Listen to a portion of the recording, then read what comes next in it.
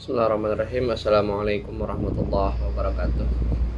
Bismillah, alhamdulillah, wassalatu ala rasulillah, la nabiyya ba'dah, amma ba'du. Alhamdulillah, hari ini kita bisa kembali bertemu dalam perkuliahan kita. Tema selanjutnya dari rentetan tema yang sudah kita bahas. Sebelumnya kita sudah membahas mazhab Imam Abu Hanifah atau dikenal dengan Ahlur Ra'yi. Kemudian ada Imam Malik yang dikenal dengan Ahlul Hadis, di mana kedua-duanya punya latar belakang yang berbeda, background sejarah yang berbeda, sehingga meniscayakan harus atau mau tidak mau menggunakan cara pandang istinbat hukum yang berbeda. Imam Malik di pusat sentral perkembangan Islam, yakni di Madinah, dan kompleksitas masyarakat yang belum terlalu kompleks, dan Imam Hanafi ada di Kufah, di mana masyarakat sudah berkembang sebelum Islam hadir, dan dia ada di periphery atau jauh dari pusat Islam, sehingga hal-hal yang demikian itu meniscayakan kelompok Kufah menjadi Ahlul Ra'yi dan kelompok Madinah menjadi Ahlul Hadis. Nah, kemudian datang seorang imam yang ingin mendamaikan dua kutub mazhab ini. Namanya adalah Abu Abdillah Muhammad bin Idris bin Abbas bin Utsman bin Syafi'i. Jadi Syafi'i itu adalah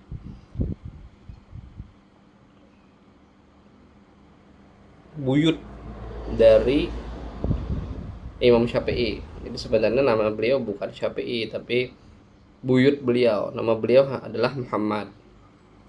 Ayahnya Idris, kakeknya Abbas, datunya Utsman, dan Syafi'i itu adalah buyutnya. Bin As-Sa'ib bin Ubaid bin Abdi Yazid bin Hisham bin Muthalib bin Abdi Manaf. Jadi ada silsilah yang mengaitkan keturunan Imam Syafi'i ini dengan keturunan Nabi Muhammad SAW, yakni sampai kepada Hisham bin Muthalib.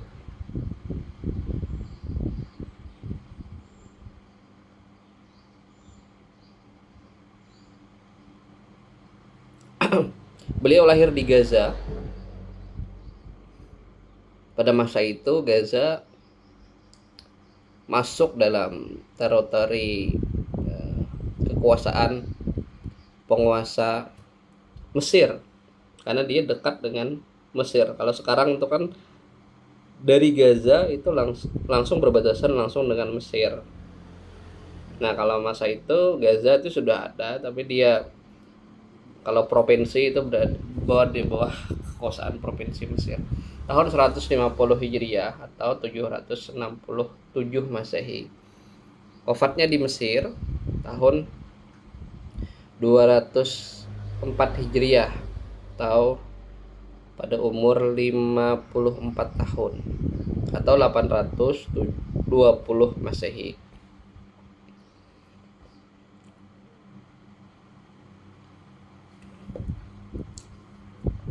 Metode istinbat hukum oleh Imam Syafi'i, karena kita adalah mayoritas penganut mazhab Syafi'i, maka kita sudah tidak asing dengan 4 metode istinbat hukum, karena sering kita dengarkan di lingkungan kita metode istinbat hukumnya yang 4 ini.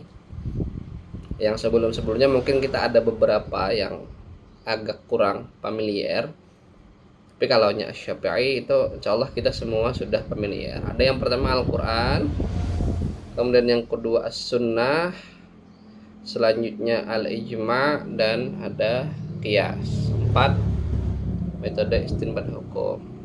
Nah, Imam Syafi'i tadi sebagaimana disebutkan sebagai penghubung antara ahlul ra'yi dan ahlul hadis. Pada awalnya Imam Syafi'i itu terkoneksi dan masuk dalam kelompok ahlul ra'yi yang dimanifestasikan dengan qaul qadim. Kalau kita pernah dengar ada qaul qadimnya Imam Syafi'i, ada qaul jadidnya Imam Syafi'i. Maksudnya adalah pendapat dahulu dan pendapat baru, pendapat lama dan pendapat baru dari Imam Asy-Syafi'i. Berarti kalau dia adalah pendapat lama Imam Asy-Syafi'i, berarti coraknya dia adalah corak ahlur ra'yi. Kenapa? Karena pada masa itu Imam Syafi'i tinggal di Kufah, tinggal di sekitar Baghdad, sehingga coraknya mau tidak mau sama dengan ahlul Kufah, yakni corak yang menggunakan analogi dan logika secara lebih banyak. Kemudian beliau pindah untuk menuntut ilmu, mencari sumber-sumber nas yang bisa diambil dari para guru, dari para penghafalnya. Beliau ke Madinah, kemudian ke Mesir, sehingga coraknya berubah dari yang sebelumnya tadi ahlul ra'yi menjadi ahlul hadis, lebih banyak menggunakan hadis-hadis dengan bertambahnya perbendaharaan, hafalan, dan mungkin catatan dari hadis-hadis itu. Maka muncullah yang namanya qaul jadid, pendapat baru dari Imam Asy-Syafi'i. Apakah qaul jadid itu menghilangkan qaul qadim? Jawabannya adalah tidak. Jadi qaul qadim tetap sebagai suatu pendapat dengan berbagai metode istinbat hukum yang sudah digunakan oleh Imam Asy-Syafi'i. Kemudian ada qaul jadid juga adalah metode istinbat hukum yang digunakan oleh Imam Syafi'i. Jadi dia tidak menghapus pendapat lama, pendapat baru tidak menghapus pendapat lama. Dua-duanya masih bisa dipertanggungjawabkan, masih bisa dijadikan pertimbangan, dijadikan contoh bagi pengikut-pengikutnya. Nah, oleh karena itu beliau dikatakan sebagai orang yang menyambungkan antara dua pendapat ini tadi, ahlul ra'yi dan ahlul hadis, sehingga menciptakan pendapat yang lebih toleran, lebih moderat dibanding dengan pendapat kelompoknya Malikiyah atau kelompoknya Hanafiyah. Bagi Imam Asy-Syafi'i, Al-Quran itu bisa bersifat qat'i, bisa bersifat zanni. Qat'i itu dimana dia sudah jelas maksud kebahasaan dan maksud makna dari ayat Al-Quran itu adalah itu maksudnya. Tapi dia juga bisa bersifat zonni, artinya dia memerlukan atribut lain untuk memahami dari Al-Quran itu, apakah itu al-hadis atau atribut-atribut lainnya dari metode istinbat hukum yang bisa digunakan. Jadi tidak selalu bunyi Al-Quran itu itu yang dimaksud, tapi dia bersifat zonni sehingga memerlukan cara baca sudut pandang yang lain menggunakan metode istinbat selain Al-Quran tadi. Oke, kemudian sunnah itu berfungsi sebagai takkid, menguatkan hukum yang ada di dalam Al-Quran. Jadi fungsinya sebagai takkid. Kemudian yang kedua adalah tabyin, menjelaskan, yang mana sebelumnya mungkin masih disebutkan Al-Quran secara umum. Nah, contohnya misalnya sholat itu kan di Al-Quran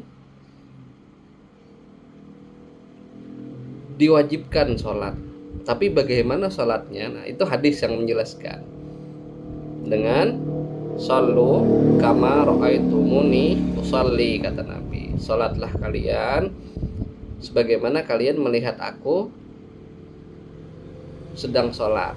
Nah, gitu. Kemudian sunnah juga bisa mensyariatkan hukum yang didiamkan oleh Al-Quran. Al-Quran tidak bicara tentang itu. Nah, sunnah bisa saja menutupi celah-celah yang belum dibicarakan oleh Al-Quran. Dia bisa merinci hukum yang global, seperti kewajiban sholat. Tadi kan wajib sholat dibunyikan dalam Al-Quran. Nah, rincinya seperti apa itu ada di dalam hadis. Kemudian menjelaskan maksud hukum mutlak, seperti perintah memotong tangan pencuri. Nah, itu hadis yang menjelaskan.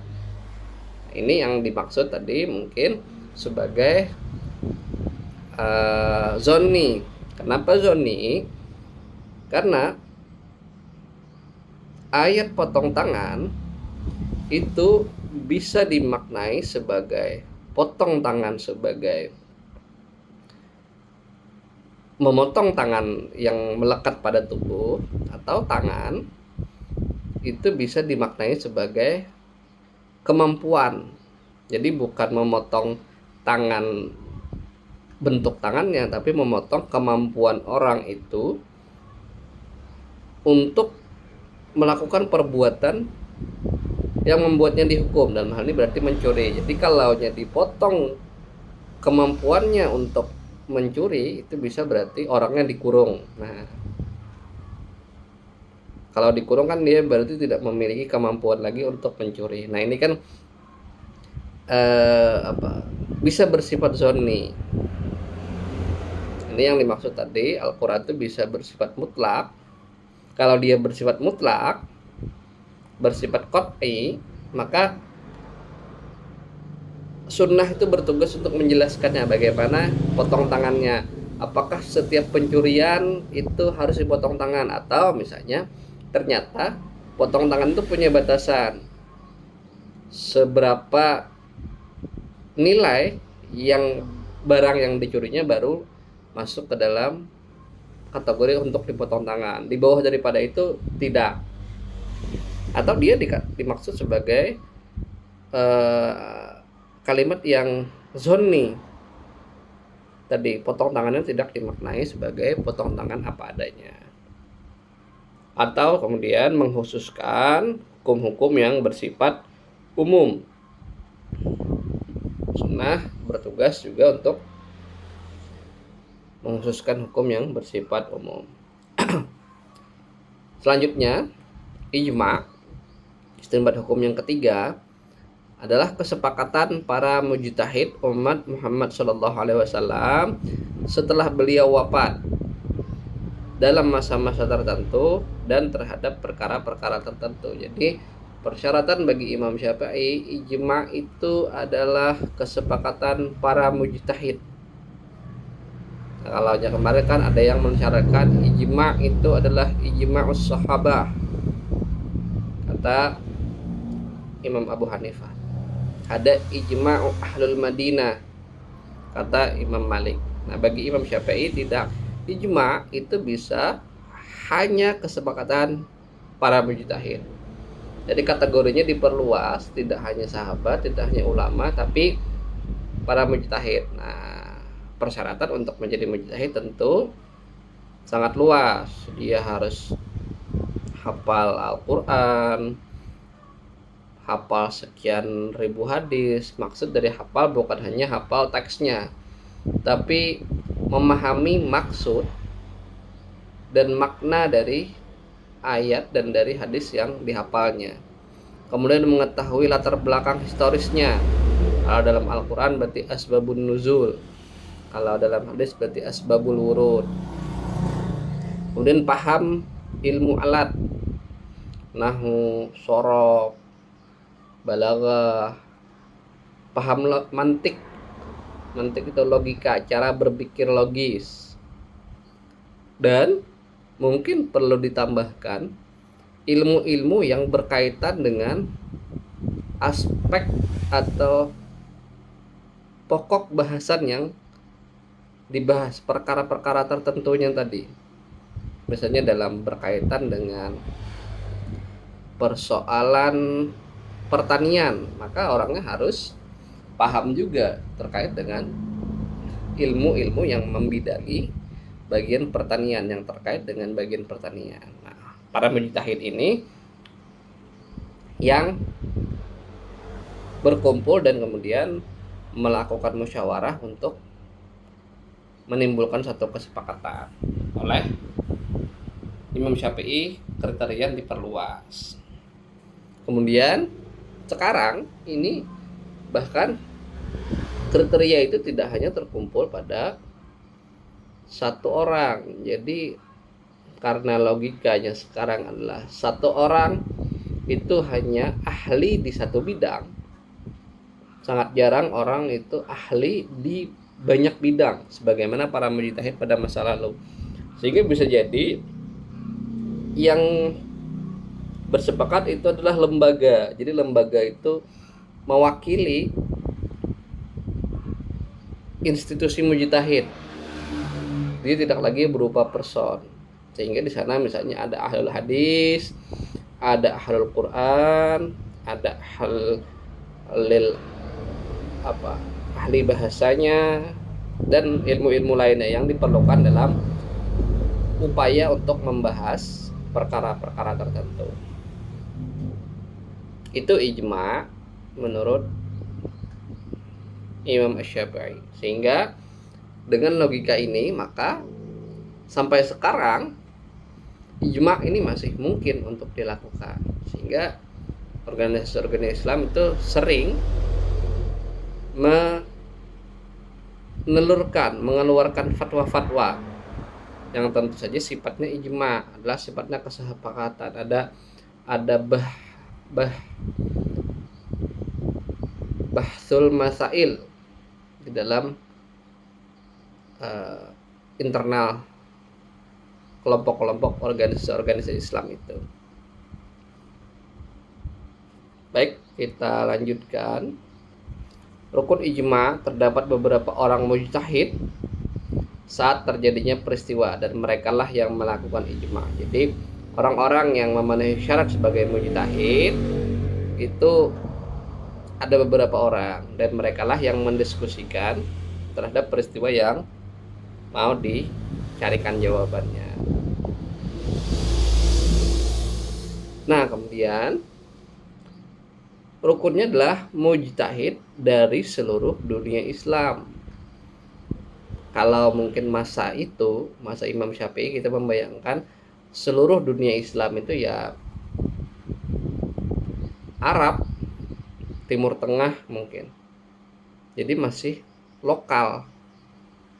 Mungkin pada masa itu tidak terpikirkan ada orang Islam di Nusantara, ada orang Islam di Cina, ada orang Islam di Jepang, ada orang Islam di Amerika. Jadi para mujtahid pada masa itu yang dimaksud dengan seluruh dunia Islam adalah ya Jazirah Arab, atau lebih luas lagi Timur Tengah. Kalau kita tarik ke masa sekarang, seluruh dunia Islam berarti adalah di mana mayoritas masyarakatnya adalah penganut agama Islam, berarti termasuk Indonesia. Nah, kalaunya seperti itu, maka bisa jadi seluruh dunia Islam itu adalah ya seluruh dunia, sehingga memungkinkan ijma itu yang bersifat lokal. Misalnya fatwa para alim ulama se-Indonesia membahas terkait dengan permasalahan yang ada di Indonesia saja. Nah, ketika permasalahan yang sama dipindah tempatkan ke Arab misalnya, tentu nanti mungkin kesepakatannya, musyawarahnya, dan hasilnya akan berbeda dari yang terjadi di Indonesia. Nah, jadi ini bisa dia bersifat lokal, tidak dimaksudkan seluruh dunia. Islam itu ada seluruh dunia yang cukup untuk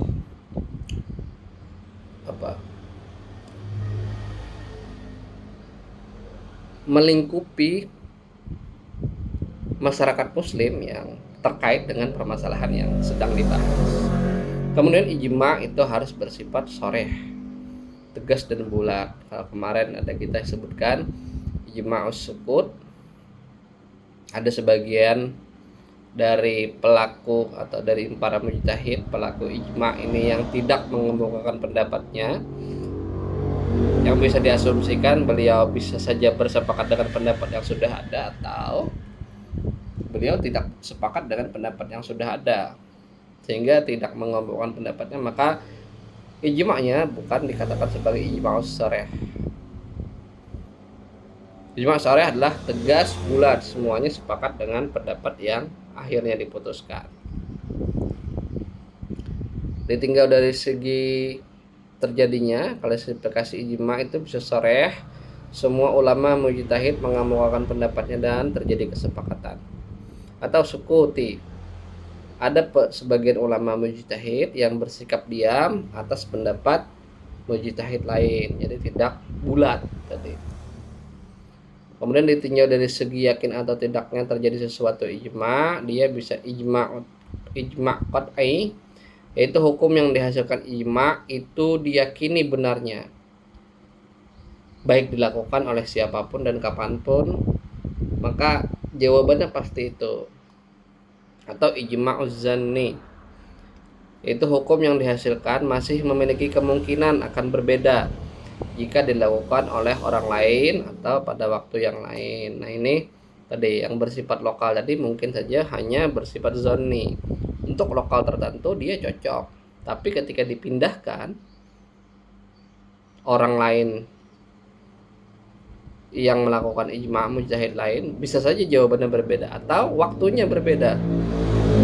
Sama-sama di Indonesia, tapi masanya mungkin berbeda 20 tahun, berbeda 30 tahun. Bisa saja nanti hukum yang dihasilkan memiliki kemungkinan untuk berbeda. Itu disebut sebagai ijma' zanni. Nah, maka dari itu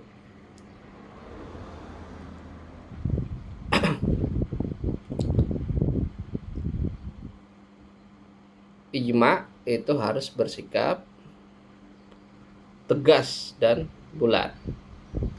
Selanjutnya kias. Kita sudah membahas ini sebenarnya di pertemuan sebelumnya.